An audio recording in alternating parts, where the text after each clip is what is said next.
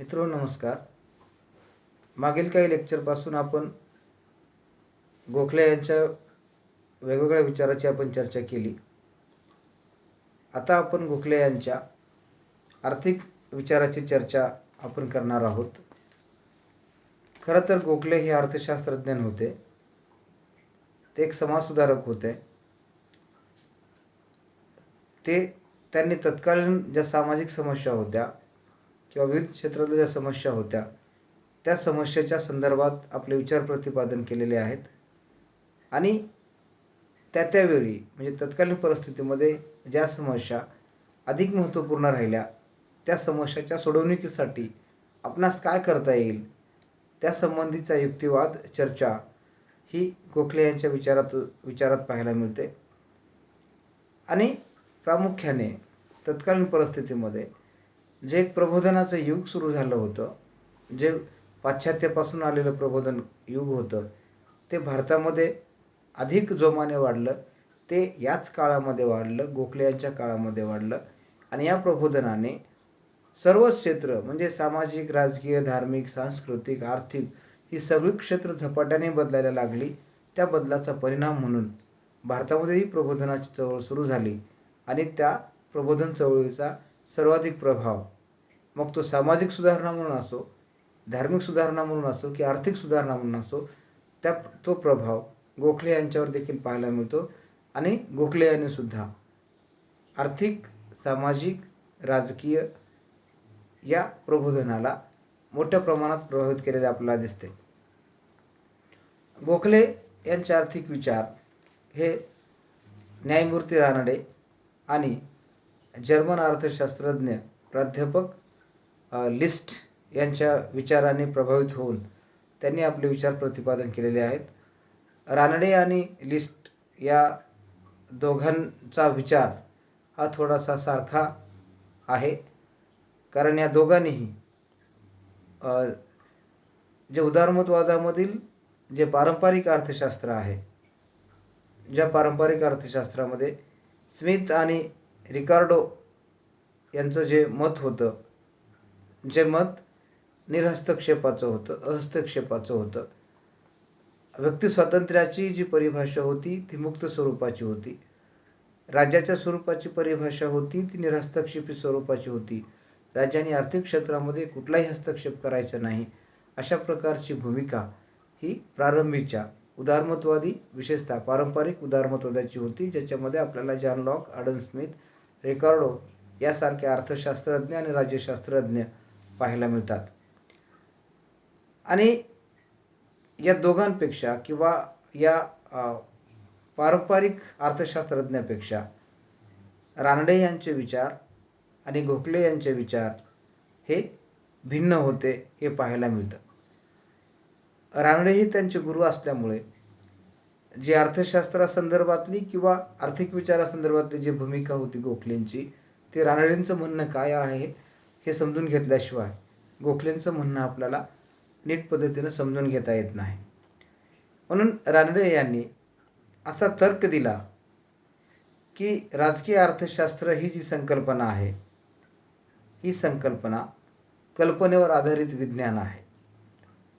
त्याची स्थापना युक्लिडप्रमाणे स्वयंसिद्ध सत्यावर आधारित नाही. त्यामुळे ती सर्व ठिकाणी एक समान पद्धतीने लागू होते असं नाही किंवा ती सार्वत्रिक स्वरूपाची नाही, ती सर्वकालिक नाही. आणि म्हणून जर एखादे आर्थिक धोरण इंग्लंडसाठी योग्य असेल तर ते आवश्यक नाही की ते भारतासाठी देखील ते धोरण योग्य असावे. या आधारावर रानडे यांनी भारतामध्ये मुक्त बाजार व्यवस्थेचा किंवा जे फ्री ट्रेड होतं, मुक्त व्यापार धोरण होतं, त्या धोरणाचा विरोध केलेला दिसतो. आणि ते असं म्हणतात की भारताला मुक्त व्यापार धोरणाची आवश्यकता असेलच असं नाही, तर भारताला काय महत्त्वाचं आहे, तर भारताला संरक्षण धोरणाची अधिक आवश्यकता आहे. म्हणजे रानडे असं म्हणतात की पारंपरिक अर्थशास्त्रज्ञांनी जे व्यापारासंबंधीचं मुक्त धोरण अवलंबलं होतं तेच ब्रिटिशांनी अवलंबलं. तेच धोरण भारतामध्ये ब्रिटिशांनी भारतासाठी अवलंबणं योग्य नाही. कारण भारतासाठी काय गरजेचं आहे ते विचारात घेणं आवश्यक आहे. म्हणून त्यांनी पाहिले की जर्मनीमध्ये राज्याच्या भूमिकेमुळे जर्मनी प्रथम क्रमांकाची आधुनिक शक्ती बनलेला होता. जर्मनीची म्हणजे राज्याच्या भूमिकेमुळे जर्मनीमधली जी आधुनिक जर्मनी आहे ती जर्मनी आपल्या आधुनिक शक्तीमध्ये परिवर्तित करण्यामध्ये राज्याची भूमिका महत्त्वाची आहे. आणि त्यांनी तर्क असा दिला की राज्याला औद्योगिकीकरणाच्या प्रक्रियेत सामील करणं हे गरजेचं आहे. म्हणून भारतासाठी काय महत्त्वपूर्ण आहे तर भारतामध्ये एक प्रकारे औद्योगिकीकरणाला चालना देणं हे गरजेचं आहे. आणि प्राध्यापक लिस्ट यांच्या मते रानडे यांचा विचार असा होता की किंवा प्राध्यापक लिस्ट यांच्या मताप्रमाणे रानडे यांचं मत होतं की देशांचे व्यापार धोरण आर्थिक धोरणाशी जोडलेले आहेत. त्यामुळे त्यामुळे रानडेंना अशी जाणीव झाली की शासनाने व्यक्तिगत म्हणजे खाजगी प्रयत्नांना किंवा खाजगी उद्योगांना प्रोत्साहन द्यावे. जोपर्यंत खाजगी उद्योगधंदे स्वतः सक्षम होतील किंवा सक्षम होत नाहीत तोपर्यंत हे कार्य खाजगी भांडवलदारांकडे काही व्याजासहित किंवा काही व्याजावर कर्ज देऊन त्यांच्याकडून ती गुंतवणूक करून घ्यावी आणि ते कार्य त्यांच्याकडून करून घ्यावे. गुंतवणूक आणि औद्योगिकीकरणाचं ठिकाण, विकासाचं ठिकाण निवडण्यासाठी राज्याने त्यांना मदत करावी. म्हणजे जे खुलं व्यापार धोरण आहे, जे पारंपरिक उदारमतवादाचा पारंपरिक अर्थशास्त्राचा जो भाग आहे, तर तो अर्थ तशाला तसा न घेता भारतासाठी त्याची भूमिका ही वेगळी असू शकते. म्हणजे भारतामध्ये जे राज्य नावाची गोष्ट आहे, जे गव्हर्मेंट नावाचा जो भाग आहे, त्या गव्हर्मेंटच्या हस्तक्षेपाने त्यांच्या पुढाकाराने विकासाची संकल्पना ही ठरवण्यात यावी आणि राज्याने औद्योगिकीकरणाला प्रोत्साहन देऊन तो विकास घडवून आणण्यासाठी आपली महत्त्वाची भूमिका बजावी. अशा प्रकारची किंवा अशा आशयाची भूमिका ही रानडे घेतात. आणि ही भूमिका पारंपरिक शास्त्रज्ञांपेक्षा ती निश्चितच वेगळी आहे. म्हणजे एखादा आर्थिक नियम, आर्थिक धोरण हे सर्वच ठिकाणी सारखं असू शकतं असं नाही. तर त्या देशाच्या परिस्थितीनुसार, त्याच्या आर्थिक गरजेनुसार, त्याच्या धोरणानुसार, त्याच्या व्यापारानुसार ही धोरणं बदलली पाहिजेत. आणि त्या धोरणाचा हेतू हा कल्याणकारी राज्याचा उद्देश असला पाहिजे, ज्या माध्यमातून अधिकाधिक लोकांना तिथे वेगवेगळ्या प्रकारच्या विकासाच्या संधी त्यांना प्राप्त करून देता येतील. म्हणून स्वातंत्र्याचा अर्थ प्रारंभीच्या काळात उदारमतवाद्यांनी असा लावला की स्वातंत्र्य म्हणजे काय, तर स्वातंत्र्य म्हणजे फक्त आर्थिक स्वरूपाचं स्वातंत्र्य आहे, ज्या माध्यमातून तुम्हाला मुक्त स्वरूपाने व्यापार करता येईल. तर एवढाच संकुचित अर्थ रानडे आणि गोखले यांनी भारताच्या दृष्टिकोनातून तो घेतलेला आपल्याला दिसत नाही. आणि म्हणून भारतातील रानडे असं म्हणतात की भारतातील सगळ्यात गंभीर समस्या काय आहे, तर भारतातील सगळ्यात गंभीर समस्या ही गरिबी आहे. आणि आतापर्यंत गरिबी नष्ट करण्यामध्ये किंवा त्याच्यावर नियंत्रण प्राप्त करण्यात मोठं अपयश हे आलेलं आहे. म्हणजे शासनाला यामध्ये मोठं अपयश आलेलं आहे. आणि ही गरिबी जोपर्यंत हटवता येणार नाही तोपर्यंत औद्योगिकीकरणाची जी प्रक्रिया आहे त्या प्रक्रियेला प्रारंभ होणार नाही किंवा ती गती वाढणार नाही. म्हणून भारताच्या दृष्टिकोनातून जे काय महत्त्वपूर्ण असेल तर औद्योगिकीकरणाची जी प्रक्रिया आहे ती प्रक्रिया शासनाच्या मार्फत राबवण्यात यावी अशा स्वरूपाची आहे. म्हणजे ब्रिटिशांकडून राबवण्यात येणारे जे मुक्त व्यापाराचं धोरण आहे किंवा मुक्त स्पर्धा आहे ती भारताच्या औद्योगिक विकासासाठी अनुकूल स्वरूपाची नाही. आणि यामुळे रानडे यांनी देशातील आर्थिक क्षेत्रात राज्य आणि शासनाचा जो हस्तक्षेप आहे तो हस्तक्षेप मान्य केला आहे किंवा त्याचं समर्थन केलं आहे.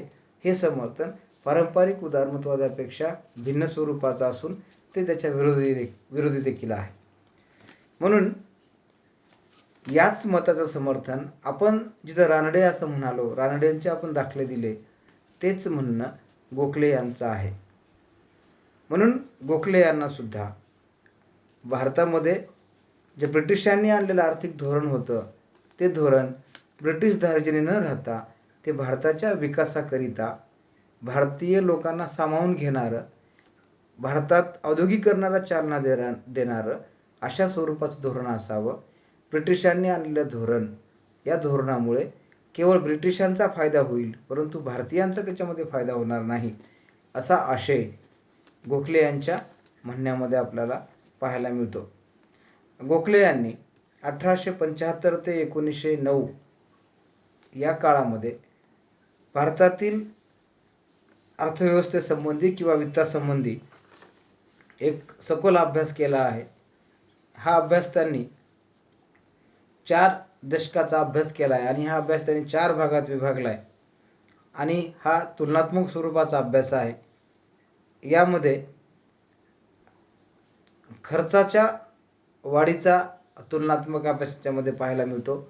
1874 ते 1884 या काळामध्ये 1.25% याच्यामध्ये राजस्वात वाढ झालेली आपल्याला पाहायला मिळते. तर खर्चामध्ये 0.67% वाढ दिसून आली. 1884 ते 1894 या काळामध्ये 1.5 राजस्व वाढला, तर तेवढाच खर्च देखील 1.5 वाढलेला दिसतो. 1894 ते 1901 मध्ये 1.5 राजस्व वाढला, तर तेवढाच तो खर्चही वाढला. 1901 ते 1909 यामध्ये 2.5 राजस्व वाढला आणि 5.0% त्याच्यामध्ये खर्चाची वाढ झाली. आणि मग या अभ्यासातून गोखले यांनी असा निष्कर्ष काढला की खर्चामध्ये वाढ व उत्पादनामध्ये वाढीपेक्षा ती अधिक आहे. म्हणजे खर्चातील वाढ ही उत्पादनाच्या वाढीपेक्षा अधिक आहे. तर या दोघांमध्ये संतुलन असणं हे अधिक महत्त्वाचं आहे. आणि अतिरिक्त जे बजेट नावाची जी संकल्पना आहे, हा अतिरिक्त बजेटचा इथे कोणताही अर्थ उरत नाही. आणि जेव्हा सामान्य व्यक्तीचे बजेट असंतुलित असते किंवा सामान्य व्यक्तीचं बजेट नीट राहत नाही, तेव्हा अतिरिक्त बजेटच्या काळात हे गरिबीचे हाल होतात. म्हणजे त्याचा काही अर्थ उरत नाही. आणि गोखले यांनी असं म्हटलं की अतिरिक्त बजेटच्या काळात राज्यांनी कोणते पावले उचलावीत याचा सल्ला किंवा याची शिफारस गोखले यांनी केलेली आहे. तर जी शिफारस ते देतात तर त्यामध्ये ते काही निवडक जर आपण उदाहरणं त्यांची पाहिली, ही सगळी उदाहरणं त्यांनी दिलेली आहेत. तर ते असं म्हणतात की 10 लाख स्टर्लिंगच्या एका फंडाची स्थापना करावी, ज्यामुळे भारतातील शेतकऱ्यांना कर्जाचा दबावापासून त्यांना दूर ठेवता येईल किंवा त्यांना वाचवल्या जाऊ शकतं. आणि हा जो फंड आहे स्टर्लिंग फंड, या फंडातून शेतकऱ्यांचा जो कर्जाचा बोजा आहे तो कमी करता येतो का हे पाहावा. म्हणजे जेव्हा आपण आजच्या शेतकरी आत्महत्या पाहतो तेव्हा गोखले यांचे विचार किती प्रासंगिक आहेत ही कल्पना आपल्याला येते. म्हणून गोखले औद्योगिकरणाच्या प्रक्रियेमध्ये किंवा तुमच्या आधुनिकीकरणाच्या प्रक्रियेमध्ये कृषी या घटकाला वगळत नाहीत. आपण हे विचारात घेतलं पाहिजे. म्हणजे भारताचा जो महत्त्वाचा उद्योगाचा स्रोत आहे किंवा उत्पादनाचा स्रोत आहे, अर्थव्यवस्थेचा जो स्रोत आहे, तो म्हणजे भारतातला कृषी आणि शेतकरी आहे. म्हणून शेतकऱ्यांना कर्जापासून दूर घेऊन जाणे किंवा त्याला कर्जात बुडण्यापासून वाचवणे, याच्यासाठी अशा स्वरूपाची व्यवस्था भारतामध्ये असावी अशी भूमिका गोखले यांनी मांडलेली आहे. आणि सतत ब्रिटिशांशी त्यांनी या संदर्भात वेगवेगळ्या प्रकारचे युक्तिवाद चर्चा त्यांनी घडून आणलेली आहे. त्याबरोबरच त्यांच्या मते की बाबा जी शिफारस ते करतात किंवा सल्ला देतात त्यांच्या मते की राज्याद्वारे जमिनीवर 25 ते 30% मागणी कमी व्हावी. म्हणजे अशा काळामध्ये जमिनीवरची जी मागणी आहे ती कमी व्हावी. त्याबरोबरच इजिप्तची जी पद्धत होती त्या पद्धतीनुसार शेतकरी बँकेची स्थापना व्हावी, ज्यामुळे सहकारी कर्ज संघ चालवण्यात यावा. इजिप्तमध्ये ज्या पद्धतीने शेतकरी बँका स्थापन करण्यात आल्यात की ज्या बँका शेतकऱ्यांना त्याच्या कठीण काळामध्ये, त्याच्या अडचणीच्या काळामध्ये त्याला मदत करतात आणि त्याला कर्जामध्ये जाऊ देत नाहीत किंवा त्याचं फ्रस्ट्रेशन त्याला येऊ देत नाहीत किंवा त्यांना शेतकरी आत्महत्याकडे त्यांना प्रवृत्त करत नाहीत, अशा स्वरूपाची व्यवस्था त्याच्यामध्ये असावी. त्याबरोबरच औद्योगिकीकरण आणि तांत्रिक शिक्षणाला प्रोत्साहन द्यावे. या कार्यासाठी अधिकाधिक धन वितरित करावे. म्हणजे या माध्यमातून औद्योगिकीकरण आणि तंत्रशिक्षण याला प्रोत्साहन देऊन या माध्यमातून अर्थव्यवस्था कशी विकसित करता येईल हा विचार इथे करावा. त्याबरोबरच मुक्त आणि अनिवार्य शिक्षण देण्यात यावं. त्याबरोबरच स्थानिक घटकातील वित्तीय परिस्थिती सुधारण्यासाठी अतिरिक्त बजेट असेलच तर त्याचा उपयोग राज्याच्या विकासासाठी किंवा राज्याच्या इतर कार्यासाठी किंवा कल्याणकारी कार्यासाठी तो खर्च करण्यात यावा. म्हणून गोखले यांचे आर्थिक विचार हे महत्त्वपूर्ण ठरतात. गोखले यांनी असे पाहिले की भारतातील कृषी उद्योगाचा मोठ्या प्रमाणामध्ये ऱ्हास होत आहे किंवा तेव्हा ऱ्हास होत होता. तर त्यांनी प्रति एकर उत्पादन तेव्हा कमी झाले होते. शेतीचं जे उत्पादन आहे ते उत्पादन कमी झालं होतं. अशा परिस्थितीत भूराजस्व आणि अप्रत्यक्ष कर जो लावला जात होता ते असं म्हणाले की बाबा गरिबीवरील हा एक प्रकारचा ओझा आहे. म्हणजे गरिबावर ही एक प्रकारचं ओझा आहे. आणि अशा परिस्थितीत कृषी विकासासाठी राज्याने सिंचन व वैज्ञानिक पद्धतीवर भर द्यावा. त्यांनी सुती कापडावरील जे चुंगीचा कर होता त्याचा त्यांनी विरोध केला होता आणि विविध प्रकारच्या कराचा ज्याच्यामुळं गरिबी वाढवण्यात कारणीभूत ठरेल अशा करांचा विरोध करून आपली अर्थव्यवस्था ही अधिक सक्षम करण्यासाठी औद्योगिक आणि कृषी या दोन्ही क्षेत्राचा समतोल विकास कसा साध्य करता यावा. आणि हा विकास साध्य करत असताना केवळ भांडवलदाराला स्वतंत्र असून चालत नाही, तर राज्यांनी याच्यामध्ये पुढाकार घेऊन राज्याच्या विकासाकरिता राज्यांनी आपली भूमिका ही योग्य रीतीने पार पाडावी असा सल्ला किंवा अशा स्वरूपाची चर्चा आणि युक्तिवाद गोखले यांच्या विचारातून तो पाहायला मिळतो. गोखले असं म्हणतात की भारत औद्योगिक दृष्टीने मागे का राहिला, तर भारतातील जी शासन पद्धती आहे ती परकीय असल्यामुळे त्यांची भारताबद्दल फार आस्था आहे असं नाही. भारतीय शेतीबद्दल फार आस्था असं आहे नाही. भारतीय कृषीबद्दल, शेतकऱ्यांबद्दल इथली आस्था आहे असं नाही. तर त्यांचा उद्देश हा व्यापारासाठी होता. परंतु भारतामध्ये तो उद्देश योग्य असू शकत नाही. तर भारतासाठी काय योग्य असेल, तर भारतासाठी संरक्षण धोरण हे आवश्यक असेल आणि या संरक्षण धोरणामध्ये औद्योगिकीकरणाच्या प्रक्रियेला ब्रिटिशांनी प्रोत्साहन द्यावं. की निव्वळ व्यापाराला प्रोत्साहन देऊन, मुक्त व्यापाराला प्रोत्साहन देऊन चालत नाही. तर भारतामध्ये औद्योगिकीकरणाला प्रोत्साहन देऊन या औद्योगिकीकरणामध्ये भारतीय लोकांना सामावून घेणे हे महत्त्वाचं आहे. आणि